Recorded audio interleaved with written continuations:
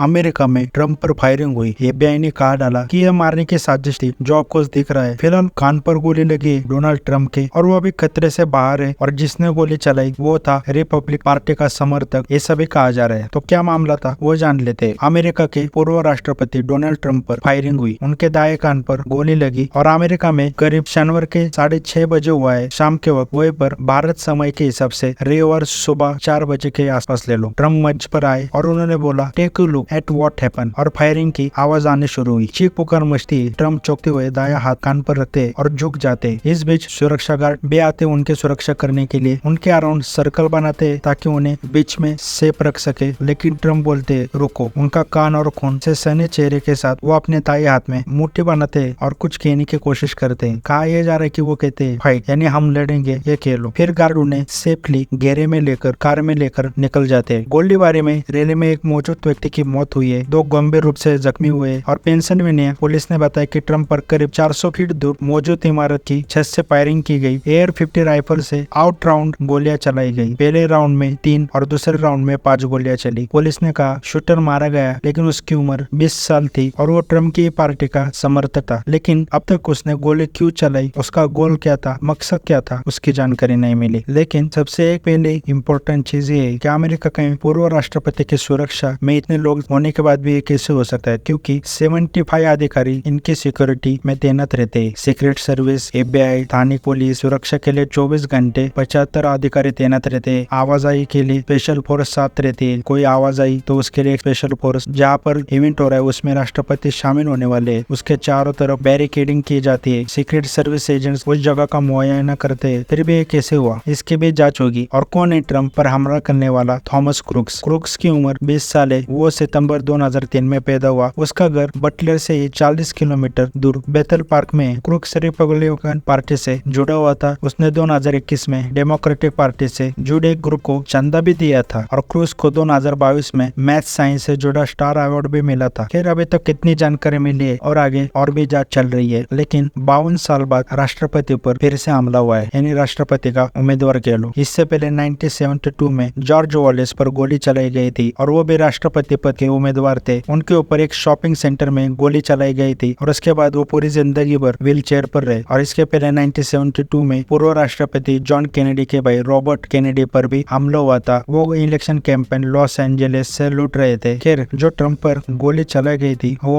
AR-50 assault rifle से चलाई गई थी। और अमेरिका का तो हमें लॉ बताया 18 साल बाद कोई भी शख्स गन और राइफल खरीद सकता है। राइटर्स के मुताबिक फरवरी में भी डोनाल्ड ट्रम्प ने गन लॉबी को सपोर्ट किया था और एक रैली में उन्होंने ये भी कह दिया था, ऐसा कहा जा रहा है कि वो गन के ऊपर से बैन हटा देंगे। फिलहाल FBI का कहना है कि जिन्होंने हमला किया था ट्रम्प के ऊपर उनके वोटर ID कार्ड से यही पता चल रहा है कि वो डोनाल्ड ट्रम्प जी के रिपब्लिकन पार्टी से ही था और उसने बाइडेन की जुड़े डेमोक्रेटिक पार्टी को भी $15 यानी इंडियन रुपीज 1200-1300 के आसपास के लोग चंदा दिया है। अभी ट्रम्प सुरक्षित है। पेंसिल्वेनिया जहाँ पर यह घटना हुई वहाँ की पुलिस जांच कर रही है। और जो बाइडेन ने 4 घंटे बाद डोनाल्ड ट्रम्प से बात की और हमारे भारतीय पंतप्रधान नरेंद्र मोदी जी ने भी डोनाल्ड ट्रम्प पर जो हमला हुआ था उसके लिए चिंता जताई। और ओबामा जी ने भी कहा कि हिंसा की कोई जगह नहीं डेमोक्रेसी राजनीति में। लेकिन खेल इसके ऊपर इंडियंस अमेरिका को वो सलाह दे रहे हैं जो अमेरिका हमेशा हमें बेवजह दिया करता था। अमेरिका हमेशा जो हमारे बीच में नाक गुप्साता था वही आज इंडियन अमेरिका को दे रहे हैं। देखोगे पिछले कुछ वक्त से जो इंडियन स्टूडेंट्स की किलिंग्स हो रही है अमेरिका में और साथ में अपूर्व राष्ट्रपति के ऊपर हमला, तो इसके लिए इंडियन यही कह रहे हैं कि इंडियंस को अब अमेरिका जाना अवॉइड करना चाहिए क्योंकि अमेरिका अब सेफ नहीं रहा। वहाँ पर गन कल्चर बहुत आ चुका है। वहाँ पर अगर पूर्व राष्ट्रपति सेफ नहीं है तो आम आदमी क्या सेफ रहेगा। जो सही में कई इंडियन स्टूडेंट्स की वहाँ पर लिटरली किलिंग हुई है और अमेरिका उसके लिए कुछ नहीं कर रहा है। जैसे हम सब जानते हैं कि अमेरिका ने सोशल मीडिया या फिर वेस्ट के लोग सोशल मीडिया का यूज करके इंडिया के खिलाफ एक नैरेटिव बनाया, India is not safe, India is poor country. लेकिन अब देखोगे तो अमेरिका भी अपने ही जाल में फंस चुका है क्योंकि अमेरिका में लिटरली ड्रग की वजह से लोग ज़ॉम्बी बन रहे हैं। वहाँ पर गन की वजह से इतनी किलिंग्स होती है फिर भी अमेरिका उसके खिलाफ कुछ नहीं कर रहा। और वहाँ पर अब तो पॉलिटिशियन सेफ्स नहीं है। वहाँ पर पूर्व राष्ट्रपति भी अब सभा नहीं रह सकता। तो ऐसे में जो सुपर पावर कहा जाता है अमेरिका को, उस कंट्री में कोई क्यों जाए, ये लोग पूछ रहे हैं। इसके ऊपर आपका क्या कहना है वो कमेंट करके जरूर बताना।